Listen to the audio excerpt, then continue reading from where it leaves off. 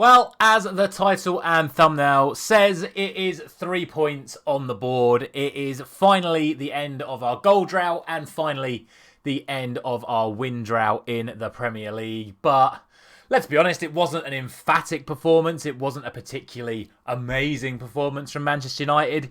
It was more an appalling performance from Brentford, if we're being honest, especially after what happened at the weekend and what happened earlier in this season. I was expecting Brentford to come right at us from the get-go, put us under lots of pressure and see if they could break us down like they did all those months ago and like Newcastle did at the weekend. But Brentford set their stall out from the start of the game. They sat in deep, were looking to hit counter-attacks, and for the most part, I think we controlled the game really well. And the key factors in that were, firstly, the decision to leave Wout Weghorst out and play Jadon Sancho, providing a little bit more flexibility around the attacking players. I think that was really, really useful in that first half in particular in terms of us controlling the ball.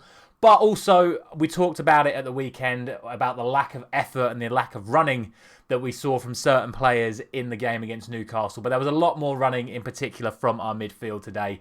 In particularly, my two players of the match, which were Scott McTominay and Marcel Sabitzer. They really set the tone in that midfield in the first half. They did not stop running to the extent that Sabitzer had to go off due to sheer tiredness in the second half, and McTominay kept going for the entire game. But they were so mobile in there, and more importantly, they were playing passes accurately. We have been so wasteful in our passing over the last few weeks. It was good to actually see a good passing performance from Manchester United. The only disappointment is that the wastefulness was transferred from the midfield to the attackers, where, let's be honest, we really should have won this by a lot more goals tonight. And I've spoken about this before as well. We're just not quite ruthless enough in front of goal at the moment. You've got to look at our competition around us. You've got to look at the other performance tonight in Newcastle, going away to West Ham and winning 5-1. I had that game on at the same time, so I was seeing the goals and the chances as they were coming for Newcastle. And they were absolutely ruthless. And that is what you've got to be at the top level of Premier League football. And I feel there are a lot of occasions tonight where we really weren't ruthless. And on another day, we could have won this one by 4 or 5 goals to nil as well. So that's my only real disappointment. You know, Anthony, again, probably the most culpable for this. So many times he got into his left foot and just went for that curler into the far post like he always does. I think he went for about 10 over the course of the entire match and didn't get a single one even on target, which is very disappointing. There were other chances as well for Rashford, for Martial, for Sancho, for Bruno, and one massive one for Fred towards the end of the game where he's 5 yards out and balloons it over the crossbar. So that's my only concern, and obviously that meant that come the end of the second half, it did start to get a little bit nervy in Old Trafford, and chances did start to come for Brentford. Thankfully, David De Gea wasn't called on too many occasions during the game. The one major opportunity, that through ball to the Brentford number 9, I actually can't remember his name. He did play pretty well for Brentford after he came on.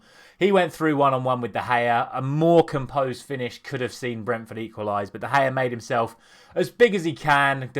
I've complained about it before, how he sort of shrinks when he goes into these one-on-ones.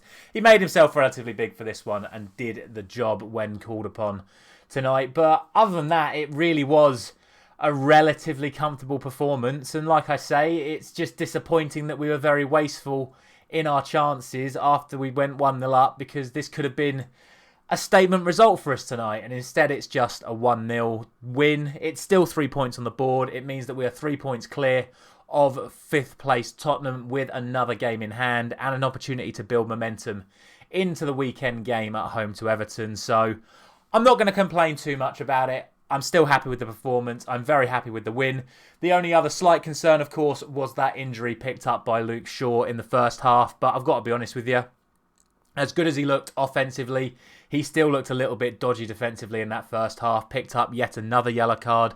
So it might not be the worst thing in the world for him to have a break. I said about it over the international period. I would have liked to have seen Luke Shaw miss the international period purely from a Manchester United perspective, so he can get a rest. Now it looks like he's picked up a minor hamstring injury, so he'll probably miss the next 2 or 3 weeks with that. So hopefully that gives him an opportunity to reset and come back with a nice clear head and a clear bill of fitness, and then he can push on to the end of the season where we'll need him in key games in the Europa League, the Premier League and the FA Cup. And also I thought Malacia played really well when he came on. He's got a good relationship with Jadon Sancho. We saw that earlier on in the season. He played really well, I thought. Malacia, good tackler, good on the ball. And yeah, really impressed. Didn't look out of place at any time during his performance today. So it'll be interesting to see how he gets on at the weekend, assuming we don't rush Shaw straight back into the team.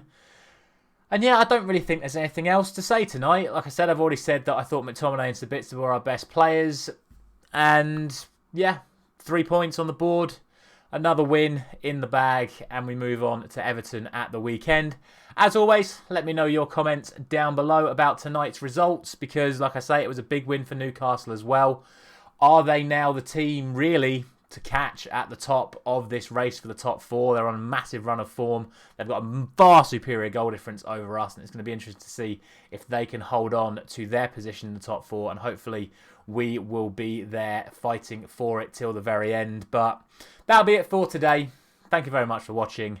I will not be doing a reaction to the Everton game this weekend as I am away, but I'll still be here for my fantasy football video tomorrow and my usual Premier League predictions on Friday. So I'll see you for them.